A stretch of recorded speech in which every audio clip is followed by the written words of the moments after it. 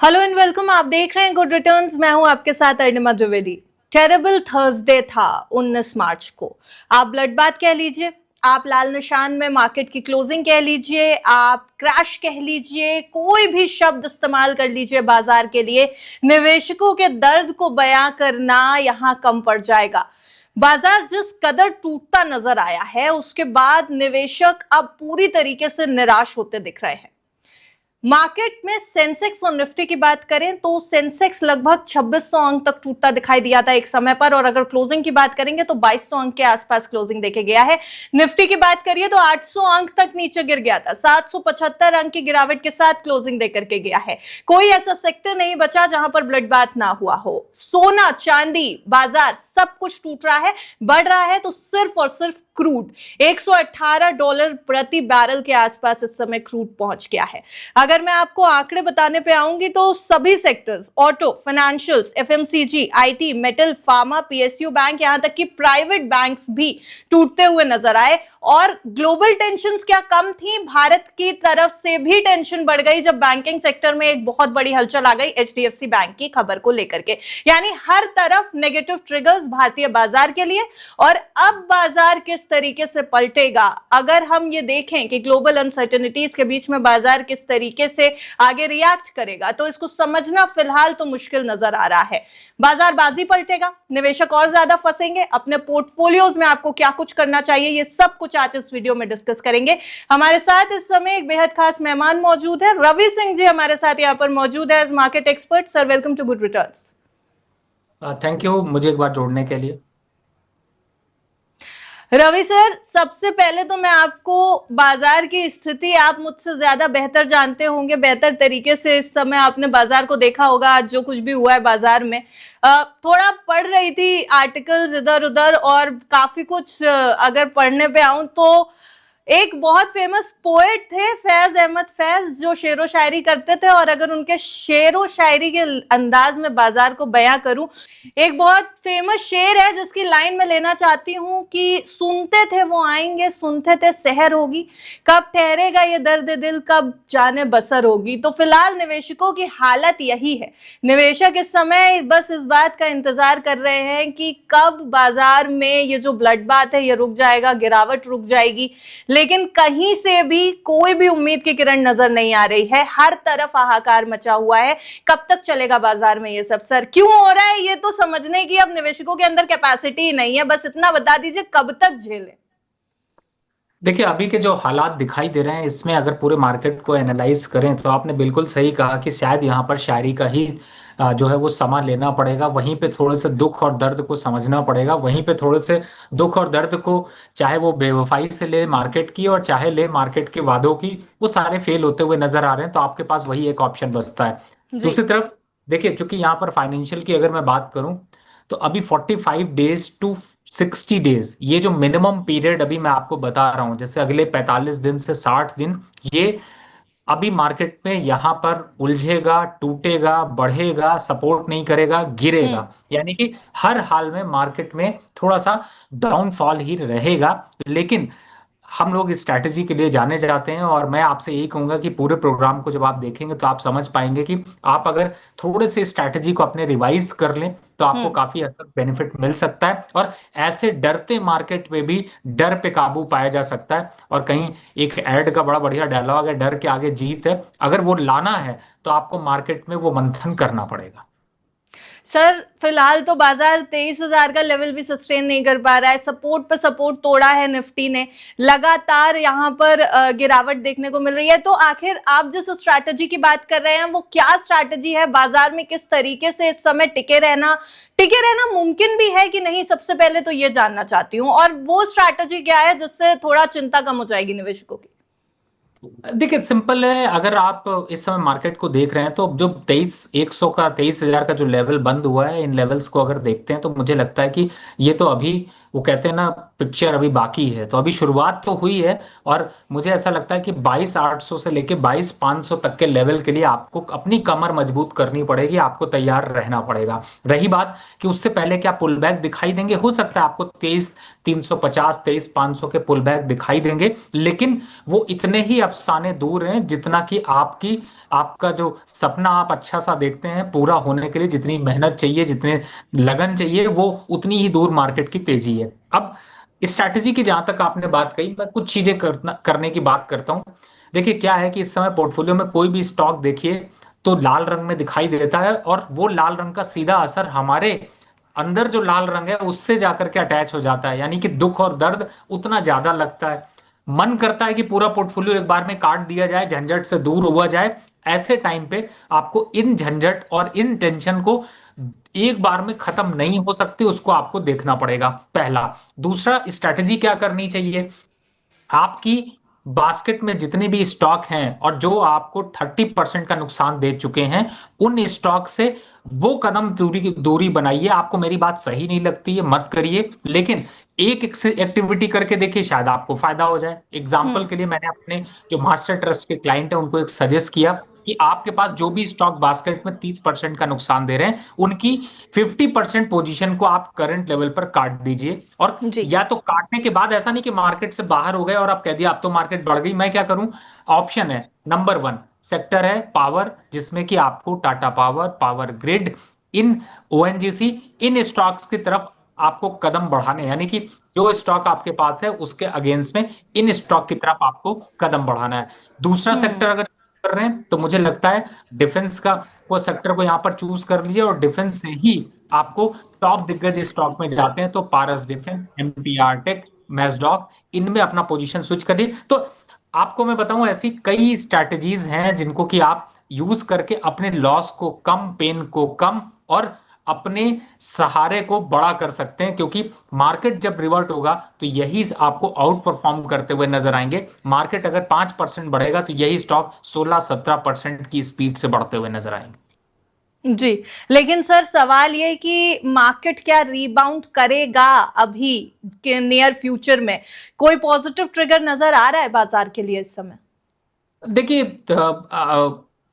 एक बड़ा फेमस, आपने आज चूंकि बहुत शुरुआत ऐसी कर दी कि मेरा माइंड उस तरफ इल्यूजन में चला गया है कि इश्क की भी इंतहा होती है और हद भी पार हो जाती है। तो मुझे ऐसा लगता है कि मार्केट की गिरावट की भी कई इंतहा है जो कि पार होने की कगार पर आ गए, यानी कि अब आपको लार्ज, जो स्मॉल कैप मिड कैप की स्टॉक आप खरीदने की सोचते थे उस पे आपको लार्ज कैप के स्टॉक मिल रहे हैं। और ग्रोथ स्टोरी यहाँ पर कुछ बदलने वाली बहुत नहीं है, ये हर बार का दौर रहा, चाहे 2008 की मंदी की बात करें, हम्म। 2012 की बात करें, 2016 की बात करें, 2018 की कोविड से पहले की बात करें। तो ये एक ट्रांजिशन पीरियड जो हर 6 साल 7 साल में आपको देखने को मिलता है। हम 2020 में रैली देख चुके हैं, 2026 में मंदी देख रहे हैं, लेकिन ये लंबी नहीं चलती, 6 साल की साइकिल पे आपको रिवर्ट होती हुई नजर आती। अब बात करते हैं मेरे बात में मुद्दा क्या है, क्या ये हम्म। पावरफुल है।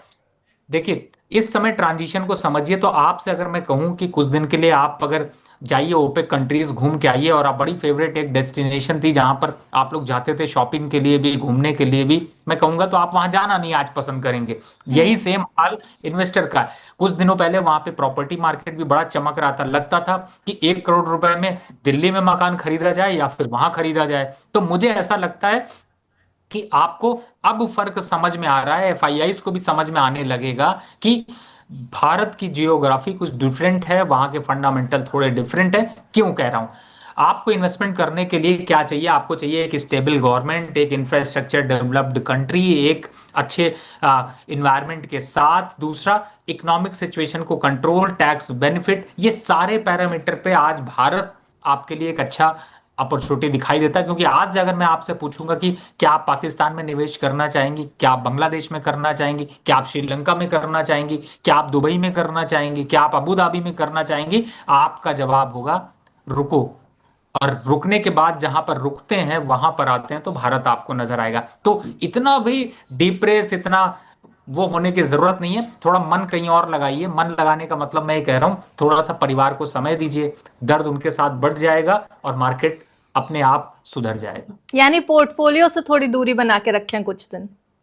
हाँ, ये बहुत अच्छी बात आपने कही है। मैं यहाँ पर सॉरी, मैं आज लंबे बहुत आंसर दे रहा हूँ, लेकिन उन लोगों को जगाने की कोशिश कर रहा हूँ जो लोग थक कर हार कर बाहर निकलने की बात करते हैं, क्योंकि मार्केट तो यही है और इसी मार्केट पे आपको कमाना है, इसी मार्केट पे खोना है। अब आपने कहा कि पोर्टफोलियो पे देखिए क्या होता है, जब कोई चीज हम खरीदते हैं और उसके हम्म। बाद वो गिर जाती है, तो दो ही चीजें इच्छाएं आपके अंदर आती हैं। पहली जो स्ट्रांग इच्छा होती है वो पैसे की पावर ये कहती है कि इसको दोबारा और खरीद लो, एवरेज अच्छा कर लो।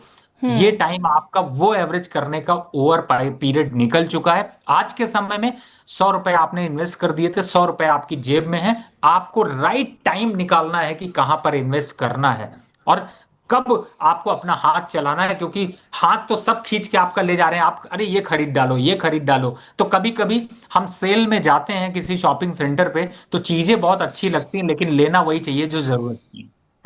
जी बिल्कुल। सर अब आप बोल रहे हैं कि कहाँ पैसे लगाने चाहिए और कहाँ नहीं, ये सबसे बड़ा मुद्दा होना चाहिए। तो यहाँ पर सवाल ये कि जब जनरली बाजार गिरता है और ऐसी क्राइसिस सिचुएशन आती है, तो ये कहा जाता है मिड कैप और स्मॉल कैप पे सबसे ज्यादा असर होता है और लार्ज कैप वाले जनरली थोड़ा सा हिट से बच जाते हैं, थोड़ा स्टेबल रहता है पोर्टफोलियो। लेकिन इस बार के क्रैश में हमने देखा है लार्ज कैप पे सबसे ज्यादा असर आया है। लार्ज कैप कंपनीज भी बुरी तरह टूटती नजर आई हैं। स्मॉल कैप और मिड कैप तो हमेशा ही हिलते हैं, निवेशकों के दिमाग में रहा भी होगा ये, पर लार्ज कैप वाले निवेशक अब क्या करें, बुरी तरह फंस गए। देखिए, लार्ज कैप के निवेशक फंस गए हैं, लेकिन आप एक चीज समझिएगा कि आज के समय में आपको मिड कैप की तरफ या स्मॉल कैप की तरफ फंड बढ़ाने से ज्यादा अच्छा है कि आप लार्ज कैप के उन्हीं स्टॉक पर फोकस करें। बस आप बहुत बड़ा पोर्टफोलियो ना बनाएं। एग्जाम्पल के हम्म। लिए मैं आपको बताता हूं, लोग क्या करते हैं कि एक साथ 200 150 स्टॉक बाय कर लेते हैं।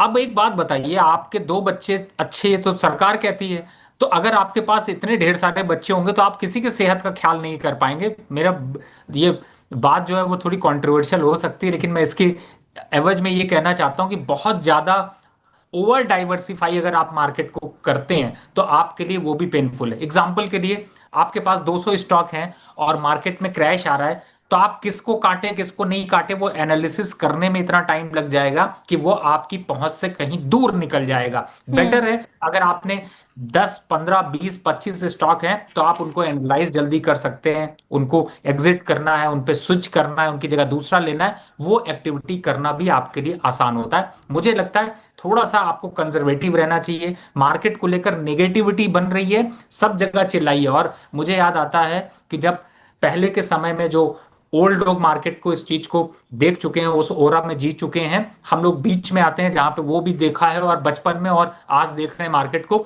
उस समय कहा जाता था कि जब आम आदमी ये कहने लगे कि सब कुछ पानी पानी हो गया है, तो समझिएगा कि मार्केट का बुरा दौर खत्म हो रहा है। जी, उम्मीद तो यही कर रहे हैं सर कि बाजार का बुरा दौर अब कम से कम खत्म हो जाए। इस बुरे दौर में एक एडिशन हो गया, एचडीएफसी को लेकर के एक बड़ी खबर आ गई, जिसके बाद स्टॉक लगभग 9% तक टूटता नजर आया था। खबर क्या है, एक बार उसके ऊपर थोड़ा सा रिकैप कर लेते हैं। चेयरमैन अतानु चक्रवर्ती ने इस्तीफा दे दिया है एचडीएफसी बैंक के, और इस इस्तीफे के साथ ही साथ नैतिकता और प्रबंधन पर चिंता भी जताई गई है। ये जो रिपोर्ट्स आ रही है हमारे सामने कि उन्होंने रेजिग्नेशन लेटर में एथिक्स का जिक्र कर दिया था, उसको लेकर के काफी कंट्रोवर्सी क्रिएट हो गई। हालांकि अंतरिम चेयरमैन केकी मिस्त्री को नियुक्त कर दिया गया है, लेकिन इस पूरी खबर के बाद जो एचडीएफसी बैंक का स्टॉक था वो बुरी तरीके से गिरता नजर आया। अमेरिका में एडीआर्स चेक करेंगे तो 7 से 8% की गिरावट दिखा रहे थे, और जो ब्रोकरेज और एनालिस्ट की रिपोर्ट्स आनी शुरू हो जाती हैं वहां पर भी थोड़ा पैनिक क्रिएट हो गया। जेपी मॉर्गन ने स्टॉक पर हालांकि न्यूट्रल रेटिंग दी है, लेकिन निवेशक कॉशियस हैं। ये सिर्फ कॉशियस है निवेशक या फिर पैनिक में आ गए सर? देखिए, जब बुरा दौर चल रहा होता है तो एक छोटी सी न्यूज भी एक चिंगारी की तरह काम करती है और वो पूरे के पूरे सेटअप को बदल देती है। इस समय इस तरीके से मैनेजमेंट का जाना कहीं ना कहीं से दो संकेतों को दिखाता है। पहला, कि जिस तरीके से भी आपने आईडीएफसी में एक देखा था कि जो हम्म। जिस तरीके से प्रबंधन को लेकर के एक परेशानी देखने को मिली, उसकी वजह से स्टॉक में बड़ी गिरावट देखने को मिली, वो चिंताएं बढ़ जाती हैं। लेकिन मुझे ऐसा लगता है कि किसी का आना किसी का जाना ये एक प्रकृति का नियम है, और मुझे लगता है कि इससे बड़े कॉर्पोरेट पॉलिसीज में इतना ज्यादा फर्क नहीं आता। टेम्परेरी आपको सेलिंग देखने को मिल सकती, लेकिन आज के समय में तो चूंकि ये एआई और जेनजीज का समय है, मुझे लगता है कि बहुत अच्छे से और आगे बड़े प्रबंधन देखने को मिल सकते हैं। और एचडीएफसी ऐसा एक बैंक है जिसका कि स्ट्रांग फंडामेंटल के साथ चल रहा है। डायरेक्शन जो अभी डाउन देखने को मिला, चाहे आईसीआईसी बैंक हो चाहे एसबीआई हो, वो मार्केट की प्रवृत्ति में है। मार्केट जिस तरीके से यहाँ पर डाउनफॉल है उसका इम्पैक्ट है, और ऐसे में इस तरीके की न्यूज आ जाती है तो थोड़ा पैनिक क्रिएट हो जाता है। इसका ओवर रिएक्शन देखने को मिल रहा है, लेकिन मैं आपको लेवल्स वाइज बताऊं तो 750 पे एचडीएफसी बुरा नहीं है। जी, फिलहाल एचडीएफसी बुरा नहीं लग रहा है अकॉर्डिंग टू रवि सिंह जी। लेकिन सर, और भी बैंकिंग स्टॉक्स हैं क्या जो अभी रडार पर निवेशक रख सकते हैं, जहां पर पैनिक सेलिंग थोड़ी सी कम होगी या बेहतर रिटर्न्स मिलने की उम्मीद है अगर अभी बाय करते हैं तो? बैंकिंग में ऐसा कुछ नजर आ रहा है, क्योंकि निफ्टी बैंक भी बुरी तरह टूटा है, वैल्यूएशंस नीचे आ गए हैं काफी। देखिए, जो स्मॉल और मीडियम और स्मॉल बैंक हैं उनमें थोड़ा करेक्शन ज्यादा दिखाई देगा, लेकिन इस दौर पर मैं कहता हूं कि आप 3 से 4 स्टॉक्स पर ही बिड रखिए। पहला है एसबीआई, दूसरा है आईसीआईसी बैंक, तीसरा है यहाँ पर एक्सिस बैंक, और चौथा अगर देखें तो इंडसइंड बैंक, जिसमें कि आप लार्ज कैप पर ही थोड़ा फोकस रखिए। दूरी अगर बनाकर रखनी है तो आप Punjab national bank, Punjab and Sindh bank, union bank, UCO bank, Bandhan bank, RBL bank, Dhanlaxmi bank, इन सब से दूरी बनाकर रखिए। इनमें बड़ी गिरावट दिखेगी, लेकिन कहीं ना कहीं से बड़ी गिरावट का मतलब है 10-12% की गिरावट हो सकती है, लेकिन जिनको जो मैंने पहले बताए हैं उनमें शायद 5-7% के बाद वो गिरावट का अब दौर नहीं दिखाई देगा और यहां से थोड़ा रिवर्सल बनते हुए नजर आएंगे। जी बिल्कुल सर, लेकिन बाजार की बात तो हमने कर ली, अब थोड़ा गोल्ड सिल्वर की तरफ भी आना चाहूंगी, क्योंकि बहुत अबनॉर्मल सी सिचुएशन है। क्राइसिस में जनरली सोना बढ़ता है, चांदी बढ़ती है, क्योंकि सेफ हेवन एसेट्स मानते हैं उनको। हम जब भी बात करते हैं कि बाजार गिर रहा है तो सोना चांदी जनरली काउंटर में ऊपर जा रहे होते हैं, लेकिन ये सिचुएशन तो ऐसी हो गई है कि सोने और चांदी में भी निवेशक बुरी तरीके से फंस गए हैं। जिन्होंने रिटर्न्स की उम्मीद में सोना चांदी जो है वो बाय करना शुरू किया था, उनको बता देते हैं कि सोना 19 मार्च को लगभग 5600 रुपए नीचे आ गया है, और एमसीएक्स सिल्वर की बात करें तो 15,000 रुपए की गिरावट यहां पर दिखाई दे रही है। सब कुछ गिरा हुआ है, रुपए पर दबाव है, 93 के लेवल पर रुपया पहुंच गया है डॉलर के मुकाबले देखे जाए तो। ये इन्फ्लेशन की आहट दे रहा है रवि जी, और अगर इन्फ्लेशन बढ़ता है तो बाजार के ऊपर एक बार फिर से दबाव बनेगा। ये पूरी साइकिल जो है वो दबाव और प्रेशर की ही नजर आ रही है। इसको तोड़ने के लिए कोई ट्रिगर दिखाई दे रहा है क्या? देखिए, आपकी काफी हद तक बात सही है, लेकिन मैं इसको थोड़ा सा फंडामेंटल में अगर पिरोने की कोशिश करूं तो आपको क्लियरिटी ज्यादा नजर आएगी। आपका बुरा टाइम चल रहा है, आपको मार्केट में लॉस है, आपको उधारी ज्यादा चुकता करनी है और आपके पास सोना पड़ा है, आप क्या करेंगी? तो आप कोशिश करेंगे कि आप सोने के मार्जिन को यहाँ पर निकाला जाए और उससे दूसरे मार्जिन बचाए जाएं। इक्विटी मार्केट में बड़े लॉसेस और अदर लॉसेस को बचाने के लिए यहाँ पर मार्जिन कॉल जो ट्रिगर हुए हैं उसकी वजह से सोने में सेल ऑफ देखने को मिल रहा है। अच्छा टाइम या बुरा टाइम जब बहुत बुरा एक्सटेंड हो जाएगा तो आपको सोने में वापस से बाउंस बैक दिखाई देगा। ये टाइम अभी ऐसा है जहां पर मार्जिन ट्रिगर सोने की वजह से आपको सेल ऑफ देखने को मिल रहा है। अब दूसरी तरफ आप देखिए तो जिस तरीके से गोल्ड सिल्वर के अभी प्राइसेस हैं, मैं सिल्वर की अगर बात करूं तो 2,32,000 से 1,95,000 का अगर बॉटम पकड़ कर चलें तो ये रेट आपके लिए, आप एसआईपी स्टॉक में करते थे, एसआईपी सिल्वर बीज में करेंगे ज्यादा अच्छा आपको ऑप्शन मिलेगा। आने वाले 8 से 10 महीने में आपको 16-17% का पॉजिटिव रिटर्न गिरते मार्केट में भी दे जाएगा। गोल्ड की बात करें, गोल्ड अभी फिलहाल 135 के आसपास तक के आंकड़े दिखा सकता है, लेकिन सेफ हेवन है। बाइंग मोमेंटम आपको फिर से रीजनरेट होगा, अभी के हिसाब से थोड़ी गिरावट हो सकती है। जी, एक आखिरी सवाल सर, निवेशकों के लिहाज से कई सवाल आ रहे हैं हमारे पास व्यूअर्स के भी, जिन्होंने ये पूछा है हमसे कि बाजार में बॉटम बन गया है क्या, अभी खरीदारी कर लें क्या? ऐसे बहुत सारे सवाल आ रहे हैं, लेकिन इन सारे सवालों में सबसे इंपॉर्टेंट सवाल ये है कि वैल्यूएशंस तो सस्ते हो गए हैं बाजार के, बाजार काफी नीचे आ चुका है, खरीदारी करने का सही समय है क्या ये? देखिए, खरीदारी करने का हमेशा आपको सही समय होता है, बस आप वैल्यूएबल चीज कौन सी खरीद रहे हैं दैट इज इंपॉर्टेंट।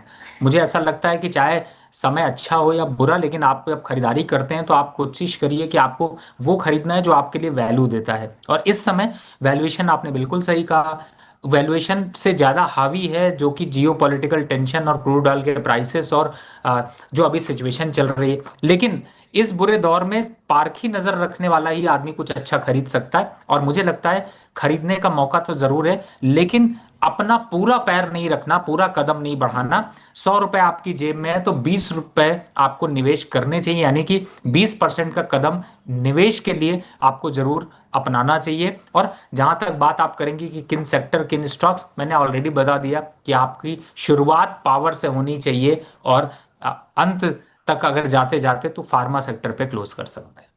आईटी के ऊपर क्या आपका व्यू है सर? क्योंकि हमारी, मुझे याद है अक्सर जब भी बात होती है आप आईटी से थोड़ी दूरी बनाने के लिए कहते थे, हमेशा ही कहा है आपने कि आईटी से दूरी बनाए, लेकिन आईटी सेक्टर भी इस समय काफी अच्छे कीमतों पे स्टॉक्स नजर नहीं आ रहे हैं, थोड़े सस्ते नजर आ रहे हैं। मैम, आपने एक माइलस्टोन से शुरुआत करी है, और जो बढ़िया शायरी सुनाई, मुझे उसी से एक चीज और याद आती है कि बुझते हुए दिए में आग बड़ी बढ़ जाती है। और आपने देखा होगा कि आईटी काउंटर में कल आपको बहुत तगड़ा पुल बैक देखने को मिला था, लेकिन वो बुझते दिए की आग ही थी, जो कि आज ठंडी होती हुई नजर आ रही। फिलहाल अभी फंडामेंटल क्षेत्र पे अगर देखते हैं तो कंपनियां अभी थोड़ा ओवर प्रेशर में रहेंगी, समय दीजिए 1-2 महीने तक। अगर कंसोलिडेट करेंगी, कुछ पुल बैक मिलेगा, तो इन्वेस्टमेंट की रणनीति आपको यहां पर जरूर मिलेगी, नहीं तो आप अभी थोड़ा सा दूरी बनाकर रखें। Thank you so much Ravi ji हमारे साथ आज जुड़ने के लिए। बाजार में पैनिक सेलिंग बहुत ज्यादा हो रही है और निवेशक बहुत कंफ्यूज है, मुझे लगता है काफी कंफ्यूजन इस इंटरव्यू के बाद दूर होती नजर आएगी। Thank you.